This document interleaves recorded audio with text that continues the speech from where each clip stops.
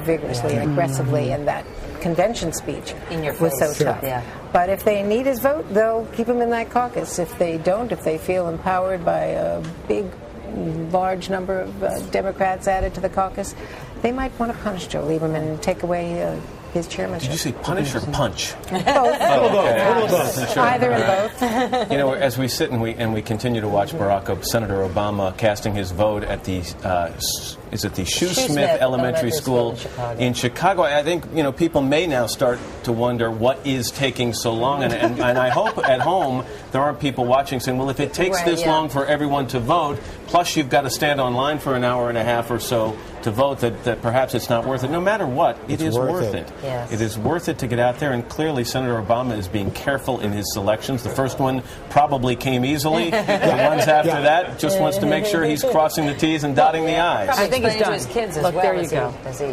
goes through the process. And probably What he's doing. explaining to his children. Yeah, so there's nothing wrong with that. It's a teaching moment.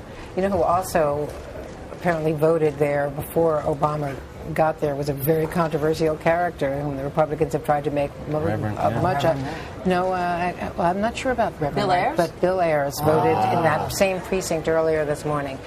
Of course, that was a big theme, late theme of Sarah Palin and the Republicans trying to make much of his associations, past associations. But to your point, Matt, you're absolutely right. I mean, you don't want to be asked years from now whether or not you voted. You don't have to say that you did not vote in an election that whoever wins will transform, will change America. Especially because the lines were too long. This is not an appropriate excuse. But I also think it's so great having a child, as I've mentioned so many times now, who's voting for the first time, to see that kind of energy in young people that hopefully will carry forth from now.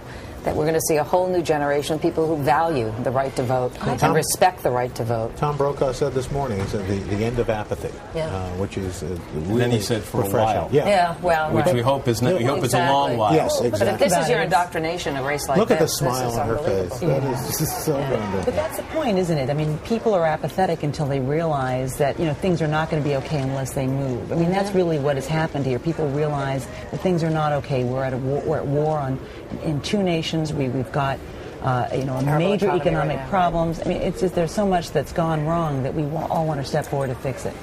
And you talk about all that's wrong and all that needs to be tackled, and Barack Obama said this in a couple of interviews. He actually said it to us here on our show not long ago, that one of his first jobs, if, and we don't want to get ahead of ourselves, if he is elected president, is going to be to manage expectations. That so much has been made of this, him being the messenger of change, that he's going to come in and shake up Washington, and that he says this is a baby steps process. This is not going to happen overnight. And both candidates have made a lot of promises that in this economic climate they may not be able to deliver on right away, so they're going to have to manage those expectations as well and remind people that it's up to us to, as well as citizens in this country, to do our part. And that's going to require sacrifice. Very good point. Yes. If Obama is elected, and if it is a big margin, two big ifs, he's also going to have to rein in expectations from an empowered liberal majority in the House and Senate. House might be harder to deal with than the Senate, because they have been not only making promises but building expectations for people, for health care and for all sorts of reforms in Medicare and more benefits on. Well, that's sort of been the Republican cry, right? Watch out for Pelosi and Reid and everybody if the Democrats take over. As we saw in 1992 with Bill Clinton, smaller issues, but back then he had to deal with a Congress that was more liberal than he. And Barack Obama, if you look at who his advisors are, is more centrist than the Democratic majority. Now, given the problems that this country is facing, the act of voting is just the first step that we as citizens need to stand up to do. This is as you were mentioning, I think, Al, that whoever is elected, this is not a don't ask. It's a don't ask what your government can do for you moment. It is a what can you do, not for just the government, for our nation, because this is that time in our country's history. It's going to be wonderful to win, but also so sobering because now you inherit this.